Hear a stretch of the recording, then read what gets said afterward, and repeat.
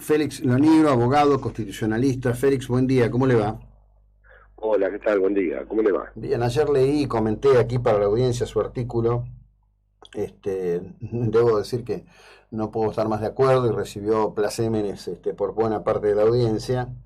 En un escenario de deterioro de este gobierno que no es nuevo, yo pensaba ayer, hacía una figura, ¿no?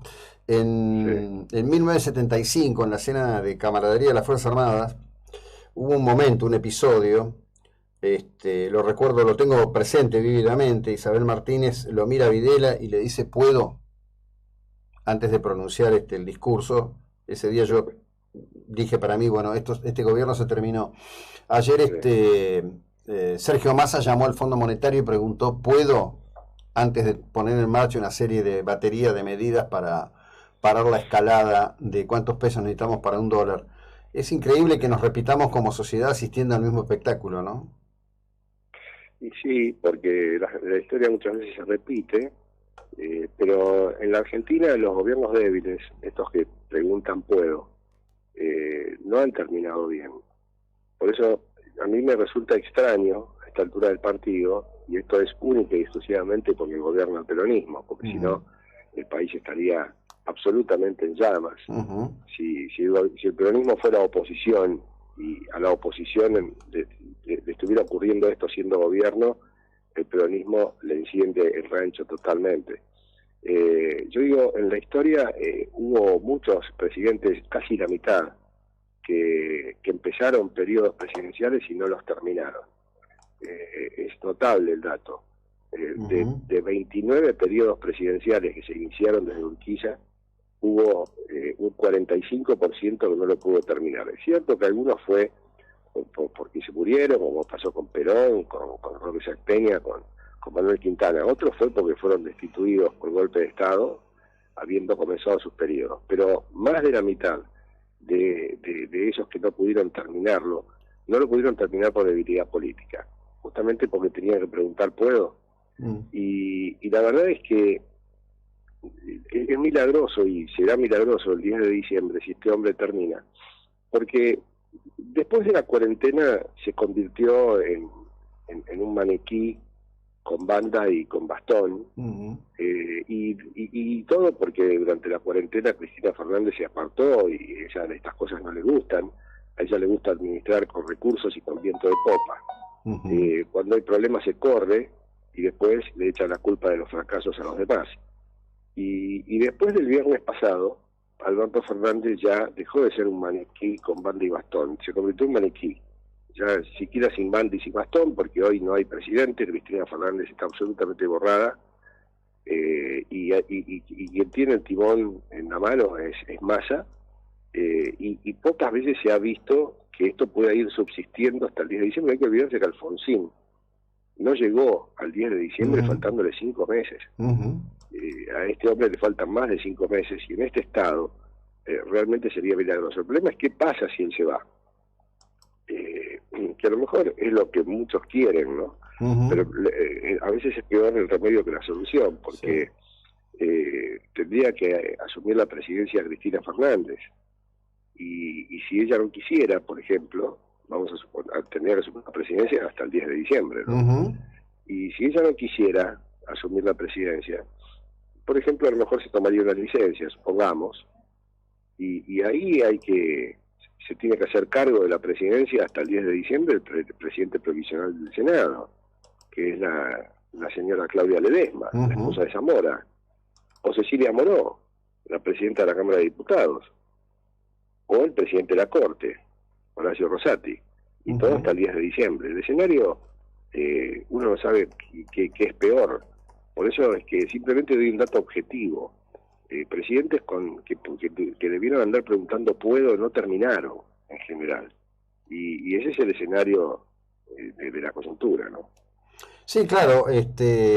A ver, soy de los que creen, más que creer, ya es un deseo, que tiene que terminar. Yo digo que si es en muñones y sangrando, mejor, porque alguna vez tienen que pagar el precio real de todo esto. Digamos, en el 55 y en el 76 el golpe les permitió crear una historia de victimización, ¿no?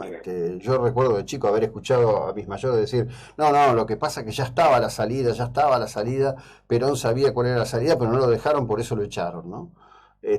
Bueno, el del 76, los que lo vivimos sabemos lo que ocurrió. Había un estado, digamos, tremendo de indefensión de la ciudadanía. No solo era el Rodrigazo, no solo el impacto económico, sino la locura de la guerrilla, de los asesinatos, de los crímenes, la lucha entre la AAA y los sectores guerrilleros. Digamos, Sí, igual el peronismo tiene, el kirchnerismo en particular, porque el peronismo es una avenida tan ancha que uno ya no sabe, ahí adentro puede haber de todo, pero el kirchnerismo en particular, que es claramente el montonerismo peronista, es la subversión peronista, tiene una habilidad que hay que destacarle, notable, para justificar, para tirar la pelota afuera y para el relato. Ese relato fue el que les permitió gobernar y campear durante 20 años, asolando al país como un huracán, tal como lo he planteado en la nota del domingo en Perfil. La verdad es que esa facultad de inventarse historias y ponerla en bocas de los personeros del relato y difundirlas, y la capacidad que tienen para que esa historia prenda, porque hay tierra fértil en el kirchnerismo para que esa historia prenda, realmente es sorprendente, es lo que les permitió subsistir durante todo este tiempo a pesar de los desastres que han hecho en todo sentido. Esa penetración y colonización cultural es lo que los diferencia tal vez de otros peronismos que a lo mejor no han tenido esa capacidad. El kirchnerismo ha tenido la capacidad de penetrar culturalmente en gran parte de la sociedad y además de generar pobres e ignorantes, que es lo que necesita cualquier populista para desarrollarse y para generar dependencia, han generado fanáticos. Y el fanático no importa, al fanático no le importa lo que el líder dice, le importa el líder. Y el fanatismo lo que hace es anular las neuronas. Por eso es que el mejor antídoto contra el fanatismo es la educación, que es lo que justamente el kirchnerismo no quiere. Por eso Baradel dijo con total descaro, por lo menos con Kicillof, dijo, en la Argentina los chicos empiezan el colegio y pasan de grado aún sin saber. Sí, lo dijo así, claramente. Bueno, de hecho, es un proyecto no nuevo. Sé que incomoda a muchas buenas almas peronistas con esto que digo, pero son los hechos. Cuando Cafiero gana la gobernación de la provincia de Buenos Aires, toman dos decisiones en educación. La primera fue desarmar un programa que se había puesto en marcha en la gestión de Armendáriz, lo había pensado y lo había llevado adelante José Gabriel Dumont, que era el responsable del área de educación. Un acuerdo con la firma Talent en las escuelas públicas de la provincia de Buenos Aires se le enseñó a toda una generación de chicos a programar, no les dieron una computadora, les enseñaron a programar. Talent puso las máquinas y la provincia pagaba la hora del docente. Fue lo primero que desarmaron. Y la segunda cosa fue una orden verbal a las directoras de escuela diciendo que había que, terminar con los repitentes. En ese momento no se atrevieron a escribirlo, y esto lo tengo presente porque mis hijos mayores concurrían a escuela pública y un día llego y me abordaron las directoras que estaban desesperadas. Habían bajado las inspectoras con órdenes estrictas de que no podía haber repitentes. Es un proyecto de largo plazo. Yo siempre digo lo mismo: iletrados y drogados, material excelente. Sí, sin lugar a dudas. Lo que pasa es que la educación genera ciudadanos formados, y los ciudadanos formados controlan y desconfían. La educación termina con los personalismos. La educación termina con el virusista, el ista precedido del nombre propio, el peronista, el kirchnerista, el macrista, el alfonsinista. Ese virusista se desarrolla únicamente en el marco de la incultura cívica. Entonces, a esta gente, o a los gobernantes en general, no les conviene que la gente sepa mucho, pero justamente porque no pueden fanatizar. Entonces, el caldo de cultivo para estos regímenes que apelan a las emociones más que al razonamiento, por eso tenemos que ver estas parejas presidenciales, Perón, Eva, Kirchner, Fernández, Cristina, me refiero, generar esos ámbitos épicos en donde lloran, se emocionan, se abrazan, miran para arriba, levantan los brazos, toda esa épica actoral es propia de estos regímenes populistas que anulan las mentes. Ahora, ¿qué les va a convenir para ellos, obviamente, que haya un pueblo que esté en condiciones de pensar, de discernir? Y si no enamoran, a ellos no les sirven. Y el enamoramiento es lo peor que puede pasar en la política, ¿no? Sí, sí, sí, por supuesto que sí, en líneas generales. Bueno, de hecho, cuando uno mira los datos de las elecciones en Estados Unidos, en donde mejor le va a ciertos personajes de la política norteamericana, es en aquellos estados donde los niveles de educación son más bajos, o donde se pusieron en algunos casos esto que propone Milei ahora, las escuelas voucher, Sí. que es un tema que viene de la época de Reagan, no es ninguna creación contemporánea. Y que tiene un mismo objetivo, digamos, aplanar y aplastar la educación y la formación. Mientras la educación siga siendo, mientras los maestros sigan siendo en la Argentina, digamos, personas y empleados que se le tienen que dedicar gran parte del tiempo a ver cómo llegan a fin de mes, mientras no sean personajes reconocidos como eran en alguna época. Yo recuerdo en la escuela primaria donde fui, que de primero a séptimo grado, allí por la década del 70, fines del 70, principios del 80, eran todos varones los maestros, eran todos jefes de familia, que vivían con el sueldo de maestros. Hoy en día eso es impensable. El cargo de maestro es un cargo de segundo orden. Lo hace el que no tiene la responsabilidad de sostener una familia. ¿Cómo hacen con los sueldos que cobran? Y por otra parte, mientras la dirigencia sindical de los maestros siga pensando más en ese tema de los derechos y nunca en el tema de las obligaciones, bueno, eso es propio también de este régimen, ¿no?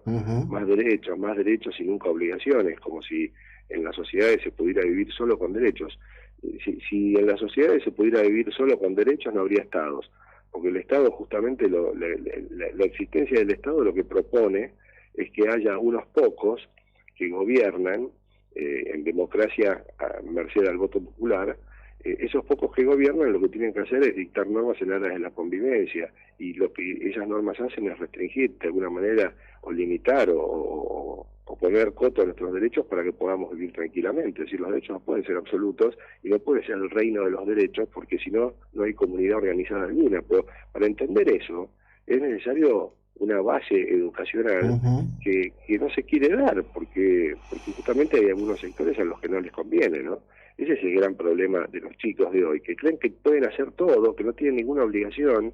En la Argentina, el que no trabaja tiene derecho a cobrar, que el que no aporta tiene derecho a jubilarse, el que no estudia tiene derecho a trabajar, a aprobar, y entonces es el cambalache de discépolo, ¿no? Sí, Hoy resulta que es lo mismo ser derecho que traidor, ¿no? Ignorante, sabio, chorro, pretencioso, estafador, todo es igual. Bueno, es el himno de la época.